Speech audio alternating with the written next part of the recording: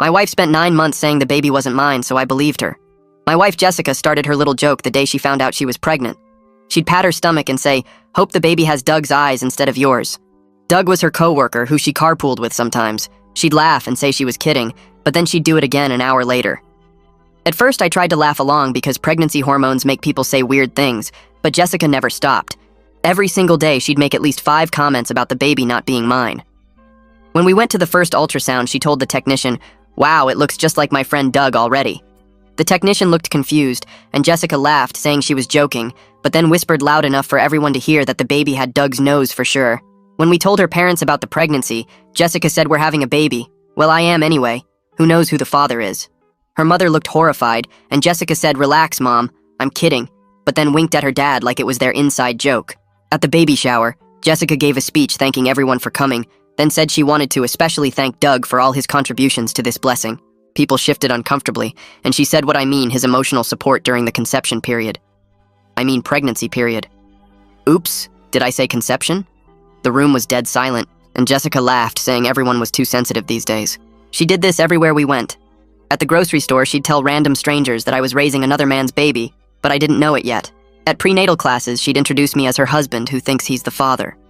At work events, she'd joke about how the baby was going to have features that definitely didn't come from my gene pool. When I confronted her about it, she'd cry and say I was being controlling and couldn't take a joke. She'd say she was dealing with pregnancy stress through humor, and I was making everything worse by being so insecure. Then 5 minutes later, she'd text her sister about how the baby was moving, just like Doug moves when he's excited. I asked her directly if she'd been unfaithful, and she got angry, saying how dare I accuse her of cheating when she was carrying our child. But then at dinner, she'd say things like, "Technically it's my child, you're just assuming you're involved." My friends started asking if everything was okay. My brother pulled me aside and said Jessica's behavior wasn't normal.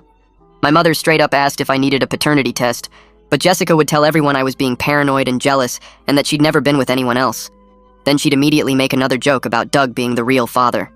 The breaking point came in the delivery room. Jessica was in labor for 12 hours, and the whole time she kept saying she wanted Doug there to meet his baby. The nurses kept looking at me with pity. When it was time to push, Jessica screamed that she needed to tell me something important. She grabbed my hand and said, "The baby really isn't yours. I need you to know that before it's born." I stood up and said, "Okay, then I'm leaving." Jessica screamed, "What are you doing?" I said, "You've told me every single day for 9 months that this baby isn't mine.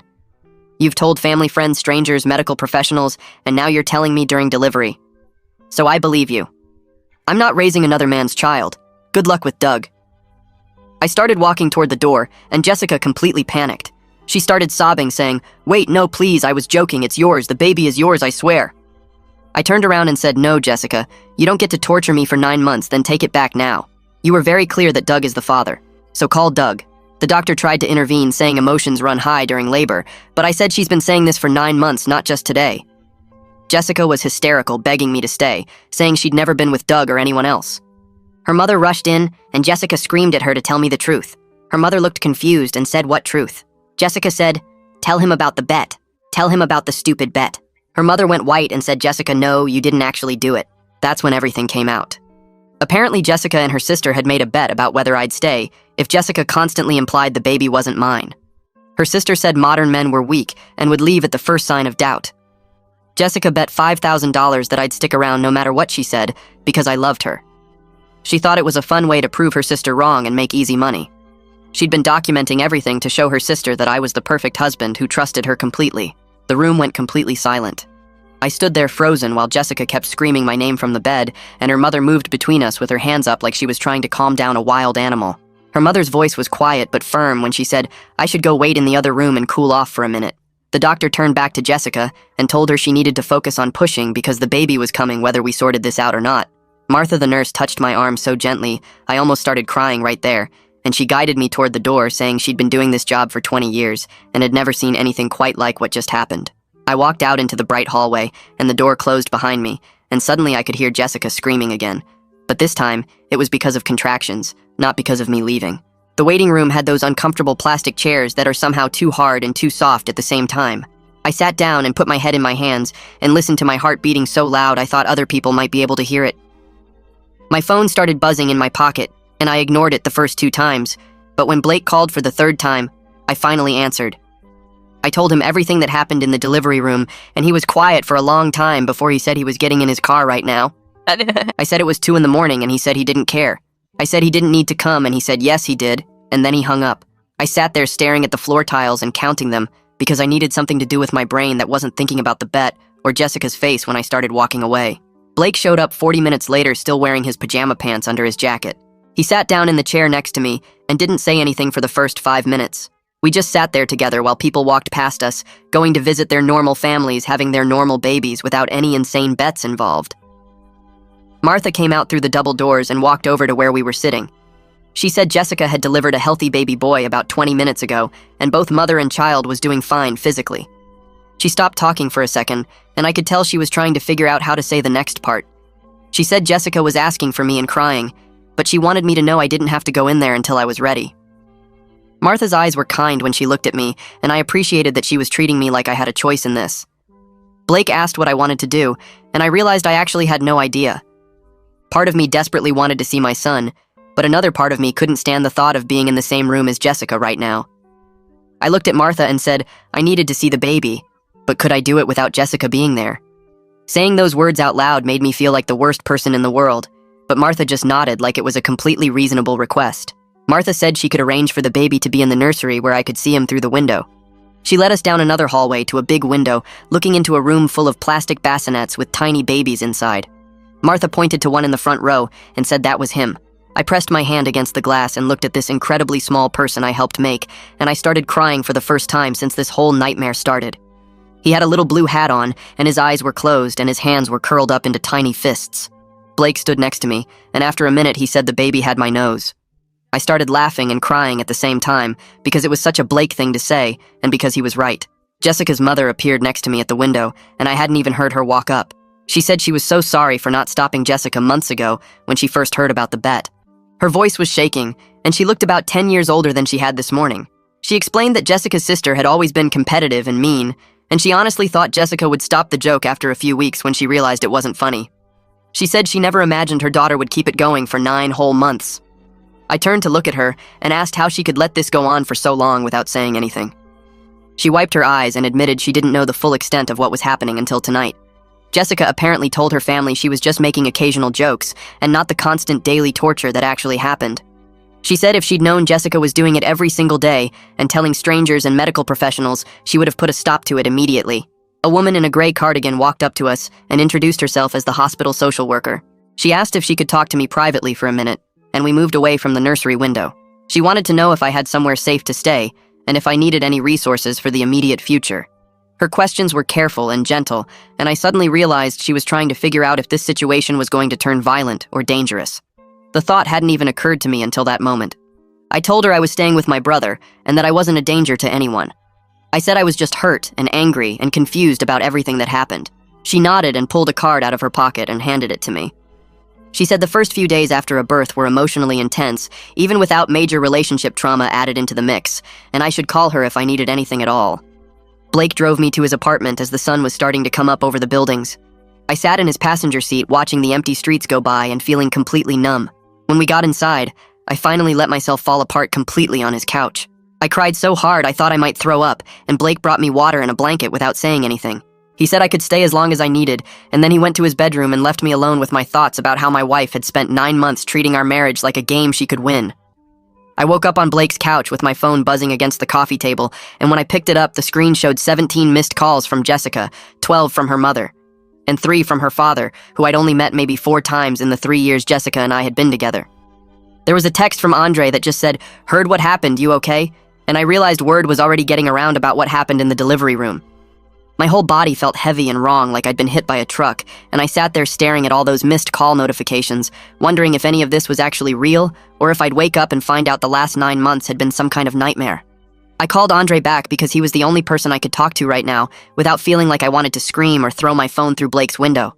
He picked up on the first ring, and I told him everything from the delivery room confrontation to Jessica's mother's face when the bet came out to me walking away while Jessica was literally in labor.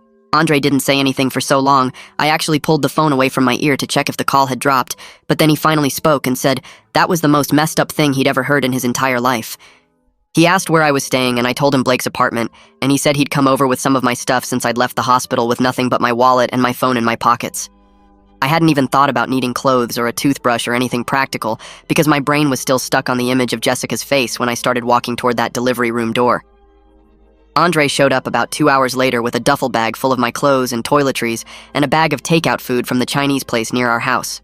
We sat at Blake's kitchen table eating fried rice and orange chicken and not talking about anything important until Andre finally put his fork down and asked what I was going to do about the baby. I stopped chewing and just looked at him because I'd been trying really hard not to think about that exact question since I left the hospital. I told him I honestly didn't know because the baby didn't do anything wrong and he was my son, but I couldn't imagine having to see Jessica multiple times a week for the next 18 years to do custody exchanges. Andre nodded and said that was fair, and then asked if I'd thought about getting a lawyer, and I realized I hadn't thought about anything beyond getting through the next 5 minutes without losing my mind completely. My phone rang while we were finishing the food, and I saw it was a number I didn't recognize, so I almost didn't answer, but something made me pick it up anyway.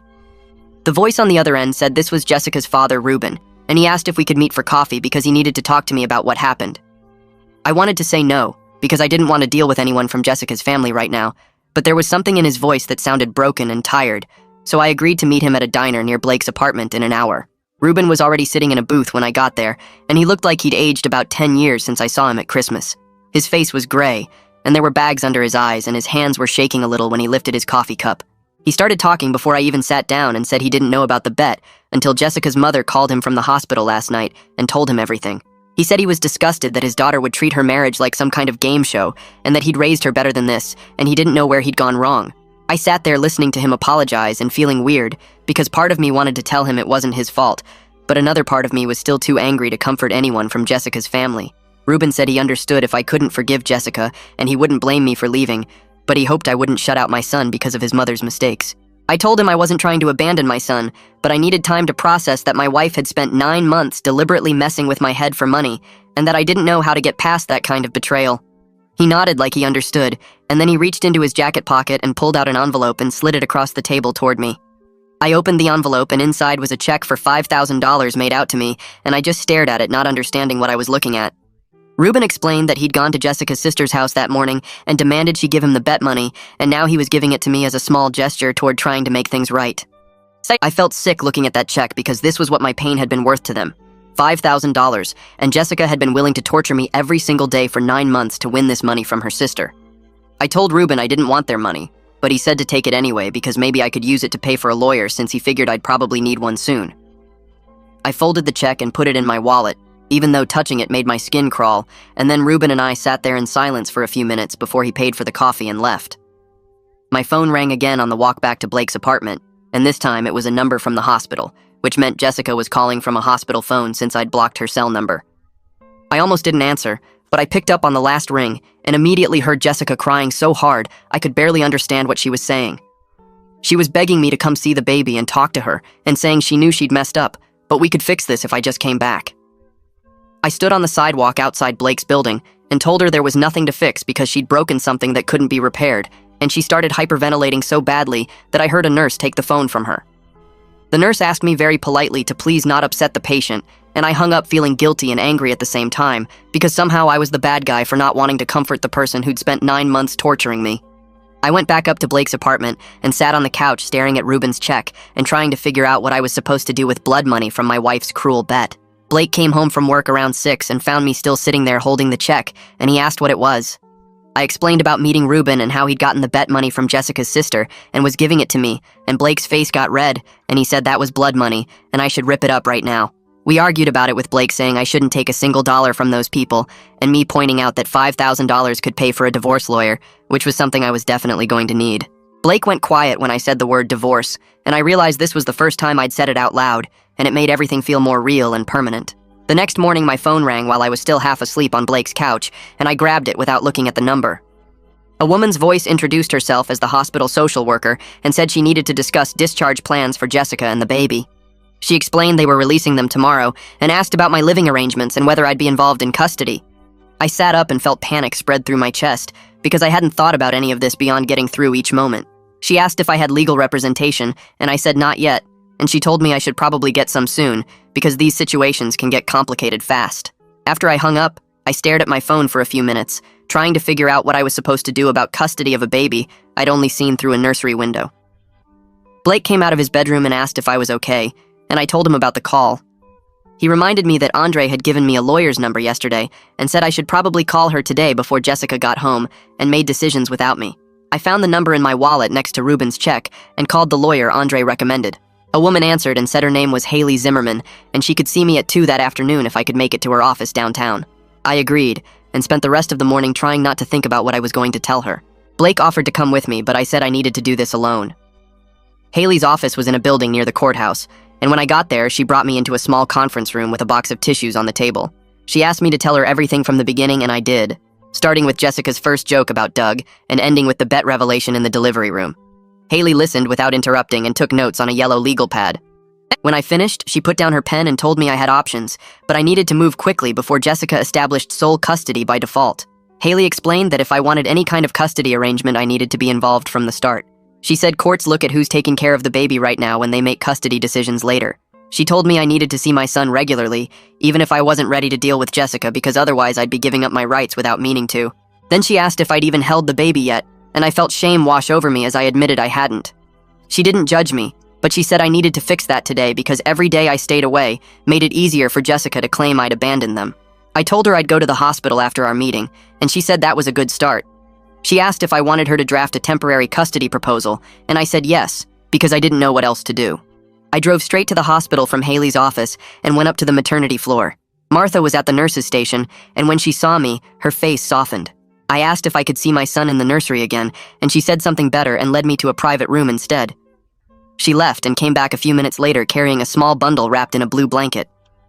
When she placed him in my arms, he opened his eyes and looked right at me. His face was so small and perfect, and I felt something break open inside my chest that hurt and healed at the same time. Martha left us alone, and I sat in the chair holding my son and trying to understand that this tiny person was mine. He made small sounds and moved his hand against my shirt, and I couldn't believe Jessica had used him as part of a bet. I sat with my son for what felt like both minutes and hours, just holding him and watching him breathe. I tried to figure out how I was supposed to be his father when I couldn't stand to be in the same room as his mother. Martha checked on me twice, and the second time she asked what his name was. I realized Jessica and I had never actually agreed on a name because we'd been fighting about it for months. She wanted to name him after her grandfather, and I wanted to name him after my dad, and we'd never reached a compromise. I told Martha we hadn't decided yet, and she said they needed a name for the birth certificate soon. I was about to say something else when I heard a sound from the doorway. Jessica was sitting there in a wheelchair, and I went stiff immediately. She just sat there crying without making any noise while I held our son. She looked terrible with dark circles under her eyes, and her hair pulled back in a messy ponytail. Neither of us said anything for a long moment, and then she whispered that she wanted to name him after my father if that was okay. I was so surprised I almost dropped the baby, because we'd been arguing about names for months, and she'd refused to even consider my dad's name. She said she knew it didn't fix anything, but she wanted me to know she was sorry, and naming him after my father was the only way she could think to show it. I told Jessica we could name him after my dad, but that didn't change anything between us. She nodded like she'd expected me to say that, and more tears ran down her face. We sat in painful silence for a few minutes with me holding our son and her watching from the doorway. A nurse came in to take the baby back for feeding, and Jessica asked if I was coming home. Her voice was so small and hopeful that for a second, I almost said yes. I told Jessica I was staying with Blake for now, and we'd figure out custody arrangements through lawyers. She started crying harder and said she couldn't do this alone. I reminded her that she chose to make a bet about our marriage, and now she had to live with the consequences of treating me like an experiment. She asked how long I was going to punish her, and I said I wasn't punishing her. I was protecting myself. The nurse took the baby and left, and Jessica and I sat there looking at each other across a distance that felt like miles.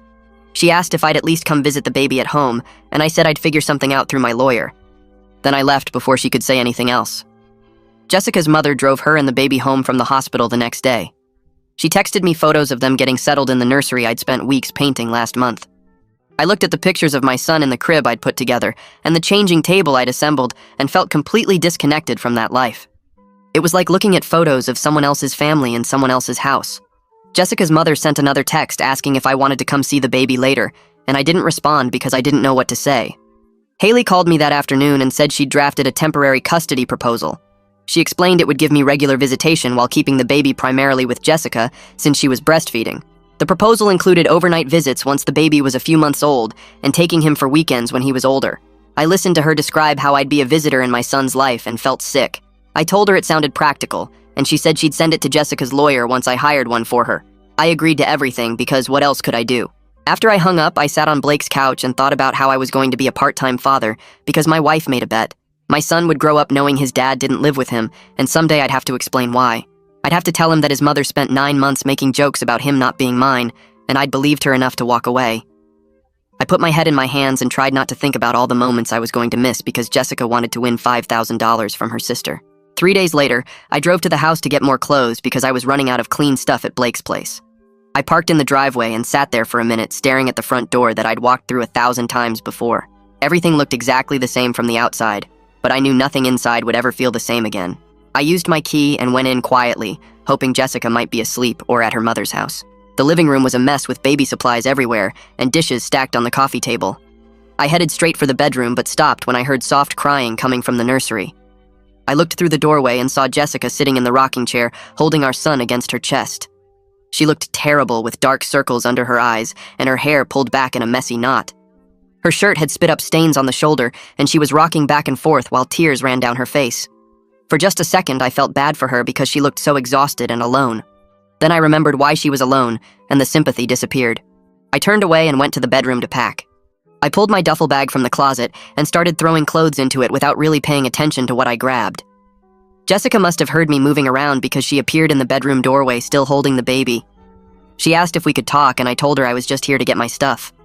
She said she knew I was angry, but maybe we could try counseling to work through this. I kept packing and told her I didn't know if there was anything to work through. She started crying harder and said she loved me so much, and that's why she made the stupid bet in the first place. She wanted to prove to her sister that our marriage was unbreakable and that I would never leave her no matter what.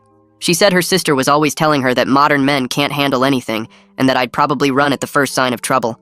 Jessica thought she could prove her sister wrong and make easy money at the same time by showing that I trusted her completely. She kept listing all these reasons why she loves me while I shoved socks and underwear into my bag. She said I was patient and kind and always made her laugh. She said I was going to be an amazing father and she couldn't imagine raising our son without me. She said the bet seemed harmless at first, and then she got in too deep to stop. I zipped up my bag and turned to look at her. I pointed out that she spent 9 months trying to prove our marriage was strong and instead she broke it completely. The irony of that seemed pretty obvious to me, but apparently it hadn't occurred to her until I said it out loud. Jessica's face crumpled, and she started sobbing so hard the baby woke up and started crying too. She sat down on the edge of the bed and tried to calm him down, while tears dripped onto his little head. She admitted between sobs that she never actually thought I would leave. She said she believed I'd be hurt and upset, but that I'd forgive her eventually because that's what I always do. She said she counted on me being the person who stays no matter what, and she was so sure she'd win the bet. She rocked the baby and whispered that she was an idiot, and she destroyed everything good in her life for $5,000. Listening to her talk, I realized she was right about one thing. I did always forgive her for stuff. When she forgot my birthday last year, I forgave her. When she spent our vacation fund on a shopping spree, I forgave her. When she made jokes at my expense in front of our friends, I forgave her. I'd spent our whole marriage being the understanding husband who let things slide because I loved her. That's probably exactly why she thought this bet was okay to make. She knew I'd be upset, but she also knew I'd get over it because I always did. I picked up my duffel bag and told her I was done being the person who accepts whatever she dishes out. She looked up at me with red, swollen eyes and asked what I meant. I said I meant I was tired of being treated like my feelings don't matter, and I'm not going to keep forgiving her just because that's what I've always done before. She reached for my hand, but I stepped back and walked out while she was still crying. I got back to Blake's apartment and dropped my bag on the floor, feeling completely drained.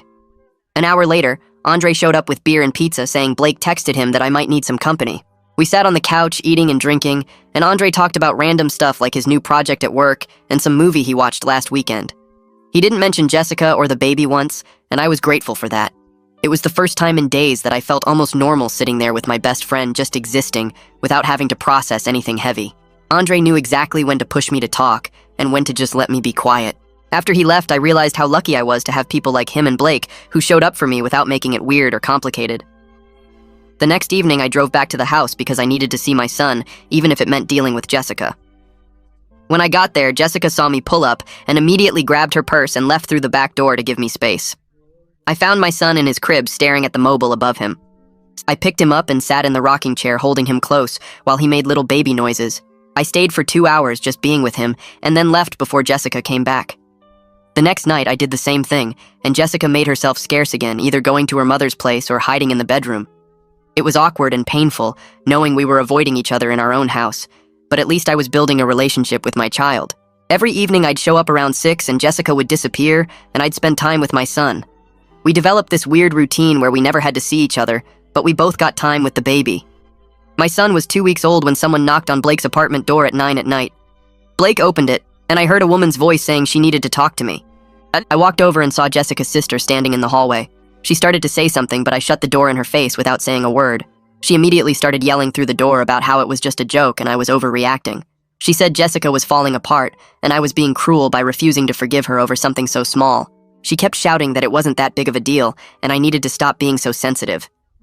Her voice got louder as she said, "Families forgive each other," and I was destroying my marriage over nothing. I stood on the other side of the door shaking with anger, while she continued her rant about how I should man up and get over it.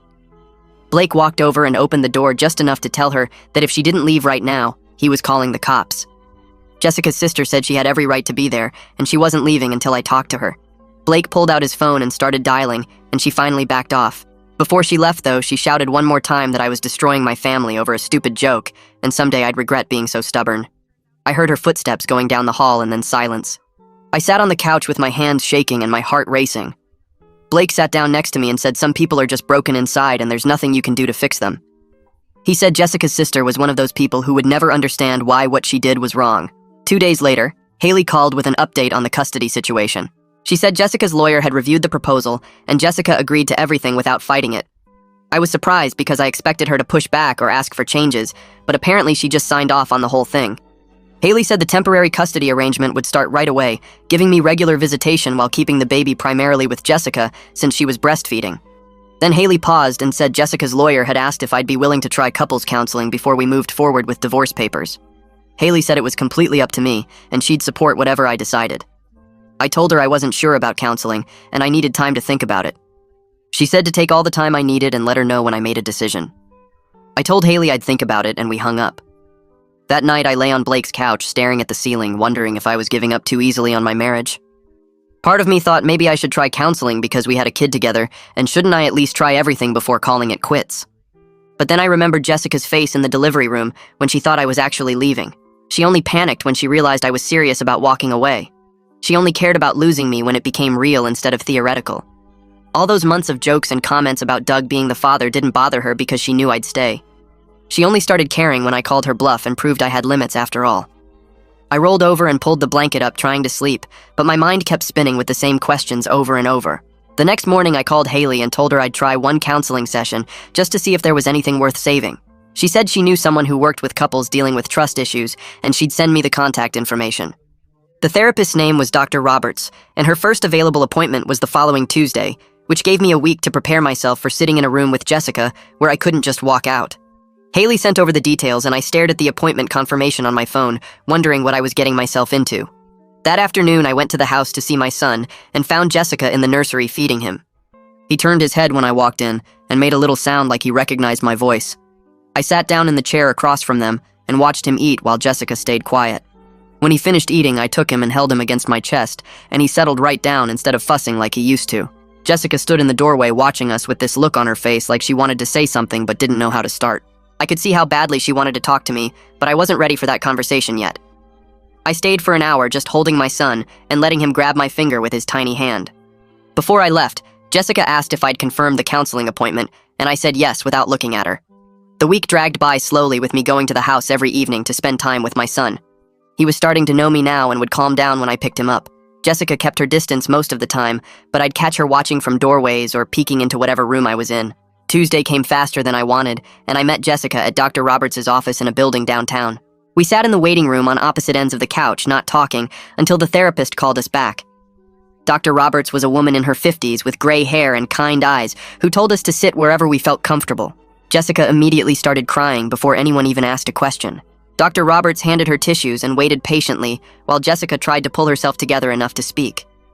When Jessica finally started talking, she explained the whole thing about the bet and her sister saying modern men were weak. She talked about how her sister had always been competitive with her and made her feel like she had to prove things. Dr. Roberts listened without interrupting and then turned to me and asked how I felt about everything. I told her I felt like I'd been married to someone I didn't actually know, because the person I thought I married would never torture me like that for 9 months. Jessica started crying harder, and Dr. Roberts asked her to take some deep breaths. The session was brutal, with Jessica sobbing through most of it while trying to explain why she thought the bet was okay. Dr. Roberts asked Jessica if she understood why constantly telling me the baby wasn't mine was harmful, and Jessica nodded, but kept saying she thought I knew she was joking. I pointed out that jokes are supposed to be funny, and there was nothing funny about spending 9 months questioning if I was about to raise another man's child. Dr. Roberts wrote some notes and asked Jessica if she had a pattern of seeking her sister's approval. Jessica admitted that she did, and that her sister's opinion mattered more to her than it should. Then Dr. Roberts asked the question that seemed to hit Jessica hardest, which was whether she'd considered my feelings as important as winning the bet. Jessica went quiet for a long time before admitting that no, she hadn't really thought about my feelings at all. She said she was so focused on proving her sister wrong and winning the money that she didn't consider how much damage she was doing. Dr. Roberts asked if Jessica understood why that was a serious problem in a marriage, and Jessica finally seemed to grasp how big of a thing she'd actually done. Her face changed like something clicked in her head, and she looked at me with this expression of real understanding for the first time. We left the session with homework assignments about rebuilding trust that Dr. Roberts printed out for both of us. I took my packet and walked to my car without saying anything to Jessica.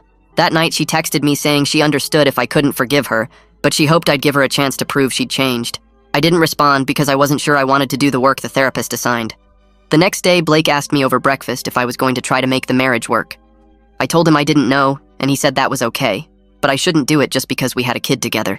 He reminded me that plenty of people co-parent successfully without being married, and that I deserved to be with someone who treated me with basic respect. His words stuck with me for days while I went through the motions of visiting my son and avoiding real conversations with Jessica. Dr. Roberts scheduled our second session for the following week, and I went even though I wasn't sure why. This time I told the therapist right away that I wasn't sure I could get past the betrayal, no matter how much work we did. Dr. Roberts said that was a valid feeling and asked what I needed to feel safe in the relationship again. I couldn't answer because I honestly didn't know if anything could fix what Jessica had broken. Jessica asked what she could do to make this right, and I told her honestly that I didn't know if anything could fix it. She looked devastated, but Dr. Roberts said that honesty was important even when it hurt. We left that session with more homework, but I still wasn't doing any of it. My son turned 6 weeks old, and I realized I was spending more time at the house than at Blake's apartment. Jessica and I were having actual conversations again about normal things like what the pediatrician said or when the baby last ate. The conversations were careful and stayed on the surface, but they weren't hostile, which felt like some kind of progress. One evening, Jessica showed me her phone where she'd blocked her sister completely on every platform. She said she'd also started seeing her own therapist to work on why she needed her sister's approval so desperately. I looked at the blocked contact and the therapy appointment confirmations and appreciated that she was trying, but I still wasn't sure it was enough. Part of me wanted to believe she could change, and part of me thought I was being stupid for even considering it. We went to our third counseling session, and Dr. Roberts noticed that we were sitting closer together on the couch. She asked if I was willing to move back home on a trial basis to see if we could rebuild what we'd lost. I said I'd think about it, and Jessica looked hopeful for the first time in weeks. Her whole face lit up just from me saying I'd consider it, which made me realize how low her expectations had gotten. I called Andre the next day and asked if I could come over to talk. He said sure, and when I got to his place, he had coffee ready and we sat on his back porch. I told him I was thinking about moving back home, and he listened without interrupting. When I finished, he asked if I was doing it because I wanted to, or because I felt obligated. I sat there for a minute trying to figure out how to answer, and finally admitted I didn't know the difference anymore. Andre nodded and said that was probably something I needed to figure out before making any decisions. He wasn't being harsh about it, but he wasn't letting me off easy either. We talked for another hour about what I actually wanted, versus what felt like the right thing to do. By the time I left, I still didn't have answers, but at least I knew what questions to ask myself. I spent the next 2 days thinking about it, and finally decided I'd move back home, but sleep in the guest room. It felt like a reasonable compromise between being present for my son and protecting myself from getting hurt again. I texted Jessica and asked if we could talk, and she called me immediately. I told her my decision, and she agreed so fast I barely finished explaining. She said she was just grateful to have me in the house, and would respect whatever boundaries I needed. We spent an hour on the phone establishing rules about communication and respect and personal space. Jessica wrote everything down and said she'd print it out so we both had copies. When I moved back in 3 days later, the printed boundary list was on the kitchen counter with Jessica's signature at the bottom and a space for mine. Living together again was strange in ways I hadn't expected. We were polite to each other like roommates who happened to have a baby together. We coordinated childcare and took turns with night feedings, and kept our interactions focused on practical things. There was no intimacy or warmth between us, but there also wasn't hostility. We existed in the same space and took care of our son, and avoided talking about anything deeper than diaper changes or pediatrician appointments. I kept my stuff in the guest room, and Jessica stayed in our bedroom, and we gave each other space. The house felt bigger somehow, with both of us trying not to take up too much room. My son was growing and hitting his milestones, and I was there for all of it, which felt important. But every night I'd go to the guest room and close the door and wonder if this was sustainable long term. Jessica knocked on my door one night about 2 weeks after I moved back. I opened it, and she was standing there in pajamas looking nervous. She asked if I thought I'd ever be able to forgive her. I told her honestly that I didn't know. She nodded and said she understood, and we stood there for a minute not knowing what else to say. Then she said goodnight and went to her room, and I went back to mine. Neither of us brought it up again, but the question hung in the air between us. My son turned 3 months old and started smiling at everything. Jessica was making dinner one evening and said something about how the baby smiled at the ceiling fan like it was the most interesting thing in the world. I laughed without thinking about it, and then caught myself. I realized I was starting to relax around her again, and it scared me. I didn't want to forgive her too easily, but I also didn't want to hold on to anger forever. That night, I lay in the guest room thinking about how exhausting it was to stay mad all the time. But then I'd remember her face in the delivery room, and the anger would come rushing back. I felt stuck between wanting to move forward and needing to protect myself from getting hurt again. We had another counseling session scheduled, and I wasn't sure what I was going to say. When we got there, the therapist noticed something had shifted between us. She asked if we were ready to talk about moving forward instead of just processing the past. Jessica looked at me with this hopeful expression, and I said maybe. The therapist seemed pleased and gave us new homework about rebuilding intimacy in small steps. Jessica cried in the car on the way home and thanked me for being willing to try. I didn't say anything because I wasn't sure I was ready for her gratitude yet. 4 months after I moved back into the house, I packed up my stuff from the guest room and moved it back into our bedroom. It felt both familiar and completely foreign at the same time. Jessica was at the grocery store with the baby, and I wanted to do it while she was gone so it wouldn't be a big production. When she came home and saw my clothes in the closet, she started crying. She put the baby in his swing and came over and hugged me and thanked me for giving her another chance. I told her we were taking this one day at a time, and she nodded against my shoulder. That night, we slept in the same bed for the first time in months, and it was awkward. We stayed on our own sides and didn't touch, and I barely slept. But it was a start, I guess. Jessica's mother came to visit the following week and asked if she could talk to me privately. We sat in the kitchen while Jessica played with the baby in the living room. Her mother apologized directly for not stopping the bet, and I could see she genuinely felt bad about it. She said she'd cut off Jessica's sister temporarily because she needed to learn that actions have consequences. I appreciated her saying it, even though it didn't change what happened. She asked if there was anything she could do to help, and I told her just keep supporting Jessica's therapy. She promised she would and gave me a hug before she left. My son hit 5 months old and was thriving. He was rolling over and laughing and reaching for things. I'd catch myself thinking that maybe we could actually make this work. Jessica had been going to therapy every week without me having to remind her. She respected my boundaries and gave me space when I needed it. She was proving through actions that she understood what she did wrong. We had good days and bad days, but the good days were starting to outnumber the bad ones. One night after we put the baby to bed, Jessica asked if we could talk. We sat on the couch and she brought up what would happen if she ever did something like this again. I looked at her and told her clearly that there wouldn't be another chance. If she betrayed my trust again, I'd be gone and I wouldn't come back. She promised she understood and said she'd spend the rest of her life making this up to me.